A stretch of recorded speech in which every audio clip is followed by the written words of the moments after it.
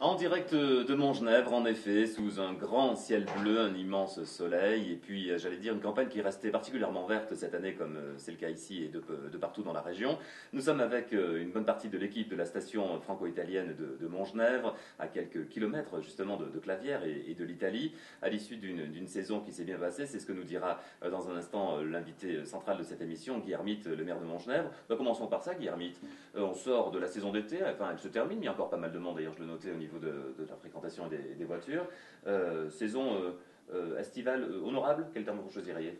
Écoutez, aujourd'hui, nous sommes heureux de saluer l'ensemble des clients hydro-alpins qui nous écoutent, mais au-delà, s'agissant du résultat de la station après ces 2 mois d'été, on peut raisonnablement penser que notre fréquentation a augmenté et que le chiffre d'affaires de l'ensemble des potentiels que nous offrons en termes de loisirs est resté stable.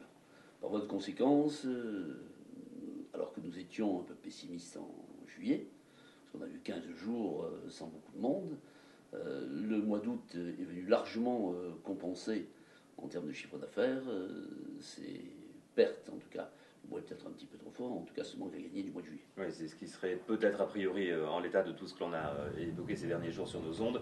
La photo un petit peu de cette année, juin catastrophique, juillet difficile, et puis un mois d'août presque record, en tout cas très fréquenté tout simplement, c'est ça. Et surtout dans un environnement qui est superbe, encore plus aujourd'hui avec ce grand ciel bleu. Je le disais, Guermite, une montagne très verte, qui est restée évidemment verte cette année suite à toutes les précipitations qui ont un peu gêné le début de saison. C'est un bel été, j'allais dire, au sens montagne, au sens contemplatif. Et à Montgenèvre, c'est toujours un bel été, vous l'imaginez bien. Et si c'est à Montgenèvre, c'est forcément dans le département des Hautes-Alpes, mais c'est aussi sur le domaine transfrontalier, puisque nous sommes en limite avec celui-ci, ce qui nous permet ensemble de saluer nos collègues italiens. Alors on va parler un petit peu des activités d'été pour finir ce chapitre estival avec Franck Lecoutre, le directeur de l'Office du tourisme d'ici de Montgenèvre. Un petit mot sur l'offre de Montgenèvre. Il y a bien sûr toutes les activités de montagne autour, avec tout ce qui, le Chaberton, tout ce qui l'entoure, les autres montagnes, les autres randos possibles, en particulier dans l'immense et très belle vallée de la Clarée juste à côté, ou entre autres. Mais en termes d'activités ludiques, il y a aussi beaucoup de choses et sportives. Bon, à commencer peut-être par le golf franco-italien. En termes d'activité ludique, c'est vrai, et je tiens à préciser que bien sûr le mois de juillet était particulièrement arrosé, début juillet, mais la verdure qu'on a à Montgenèvre et cette beauté du col est aussi due au golf 18 trous qu'on a sur un golf international, transfrontalier, et ils ont fait un travail extraordinaire. Et un paysage de verdure comme ça dans les Hautes-Alpes à 1850 mètres, c'est vrai que c'est assez rare, avec d'un côté le Chaberton, au loin le Pelvoux et le massif des Écrins. C'est un environnement vraiment privilégié. Donc le golf, une activité pour nous essentielle, qui a très bien fonctionné cet été, mais aussi une activité qui permet vraiment d'embellir le col d'une manière extraordinaire. Et beaucoup de clients sont vraiment étonnés de cet îlot de verdure à 1850 mètres d'altitude. Alors il y a une autre dimension également à Montgenèvre, c'est la dimension patrimoniale, avec les forts, etc. Toute une série de visites possibles de ces forts historiques de la frontière franco-italienne. Oui, énormément de forts sur la frontière franco-italienne. Le Chaberton, j'y suis allé d'ailleurs il y a une dizaine de jours. Un panorama fantastique sur l'Italie, sur les Alpes du Nord. On voit du Mont Blanc de toute façon jusqu'au Mont Viso, toutes les grandes vallées italiennes et après tout le massif des Écrins qu'on peut le toucher, quoi. C'est un des plus beaux belvédères des Alpes. Toutes les randonnées au départ de Montgenèvre, bien sûr. En fait, à Montgenèvre, on marche à la fois, on fait une activité sportive, ludique, mais on marche aussi dans un espace historique où il s'est passé des choses. C'est la différence avec la plupart des autres stations, c'est qu'il y a beaucoup de contenu à Montgenèvre. C'est un lieu où on passe depuis des millénaires, où il s'est passé énormément de choses, bien sûr des choses tragiques, des combats, mais aussi de belles choses. C'est un lieu de passage. Et il y a une lecture du paysage qui est différente des autres stations de montagne. On peut même s'intéresser ou découvrir un petit peu la géologie avec un espace qui est assez unique. L'espace du Chenailly, un volcan sous-marin à plus de 2500 mètres d'altitude. Nous inaugurons d'ailleurs vendredi après-midi le Géoparc. Nous allons emmener donc les VIP et journalistes sur le terrain à plus de 2500 mètres, donc sur le Chenailly. Et l'ouverture de l'espace aussi du Géoparc à la Maison des Partenaires à 17h, inauguration donc de ce Géoparc, qui est aussi une spécificité très forte de Montgenèvre, un élément naturel qu'il faut mettre en valeur. Travaillant beaucoup sur les transports aujourd'hui, c'est comment faire en sorte que de Paris, on puisse considérer que Montgenèvre est la banlieue de la région parisienne, en tout cas du territoire francilien. Et en cela, dans le cadre d'un projet TRIAC, un projet qui est subventionné par l'Europe, nous essayons de savoir comment on peut mieux venir de Modane, mieux venir de Clavière, mieux venir de Milan, mieux venir de Turin, mieux venir de Gênes, mais aussi mieux venir de Paris, de Rennes, de Bordeaux, de Marseille, d'Alsace, et voire des pays européens. Et par ailleurs, et aujourd'hui, avec comme partenaire le Conseil général, nous espérons bien, fin septembre, en tout cas dans ces perspectives-là, pouvoir officialiser une implémentation sur le TGV d'un billet SNCF Mont-Genèvre-Paris et Paris-Mont-Genèvre. Pour que nos auditeurs qui ne connaîtraient pas forcément du sud des Hautes-Alpes ou nos amis touristes suivent bien, c'est que l'un des atouts maîtres de Montgenèvre, c'est la proximité de la gare TGV d'Oulx. Bien évidemment, c'est la proximité de la gare TGV. C'est combien de temps jusqu'à Oulx? C'est 35 minutes. Voilà, 35 minutes. Pour respecter la circulation, la réglementation qui la gouverne. C'est donc l'une des rares stations qui est à une demi-heure du TGV. Quoi. Mais ça n'est pas que cela, parce que c'est un domaine skiable partagé, comme vous le savez, 400 km de piste, c'est le 4 ou 5e domaine skiable du monde.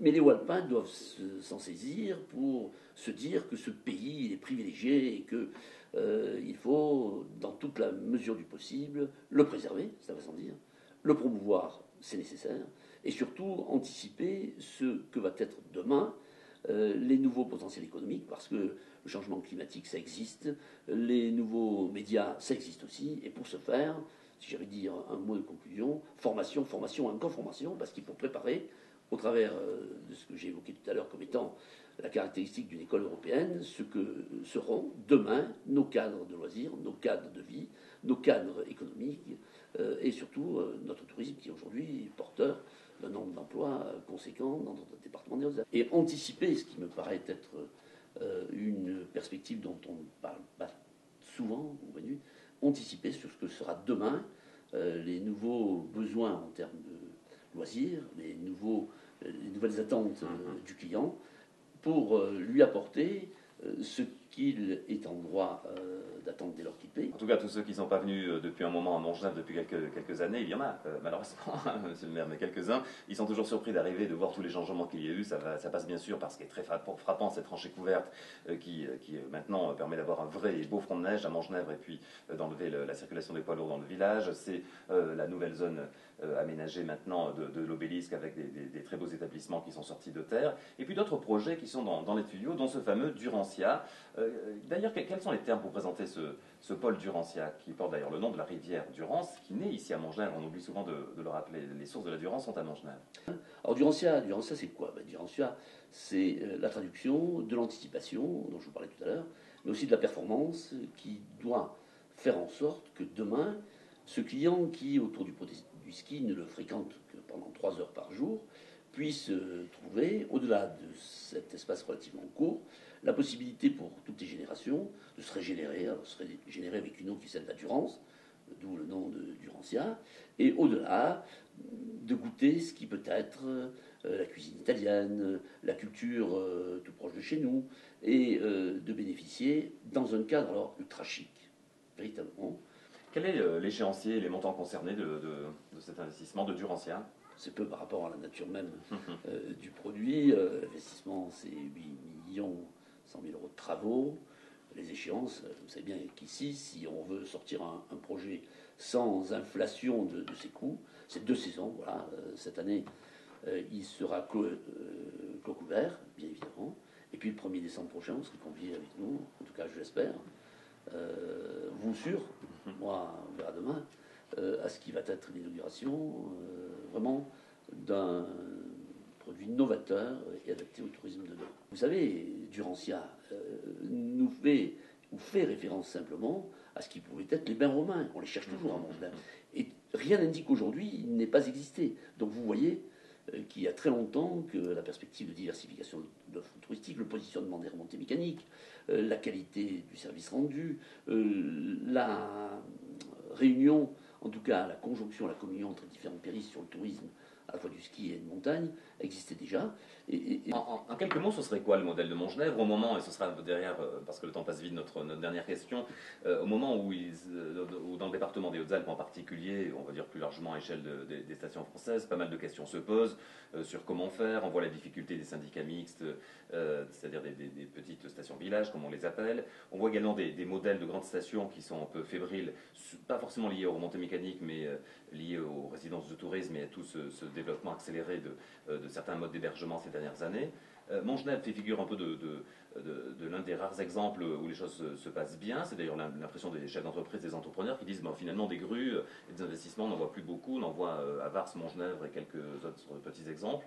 Ce serait quoi donc ce modèle? Montgenèvre, c'est une station pionnière dans l'âme, forte de ses valeurs, de son héritage, mais aussi résolument tournée vers l'avenir.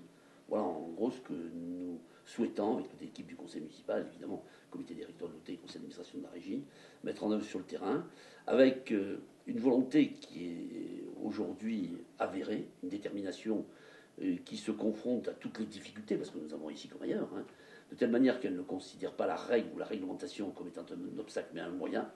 Et puis un financement qui se fonde essentiellement sur le produit économique que nous avons généré, que Franck a dit, la création de nouveaux quartiers, 2500 nouveaux lits, la production dans le cadre d'un partenariat public-privé du Napoléon, 58 de très grand luxe, avec tout ce qui comporte d'emplois annexes, les actes de l'Obélisque, 60 emplois, le Durantia, 40 emplois, le Napoléon, 25 ou 30 emplois, le Clongem, 60 emplois. C'est ça le véritable objectif et l'obligation qui nous est faite de porter avec franchise et authenticité la fonction d'élu que nous assumons.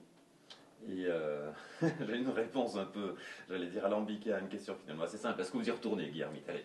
Oui, je l'ai annoncé, ou je ne sais pas, lors d'ailleurs une question que vous m'avez posée, et comme je n'ai pas l'habitude de me défier lorsqu'on évoque une perspective qui pourrait m'intéresser, surtout intéresser mes concitoyens, je suis en train de réfléchir avec mes collègues à ce qui est un programme, d'abord, parce qu'on ne va pas à des élections uniquement pour soi. En tout cas, si on y va pour soi, forcément, on n'est pas gagnant demain.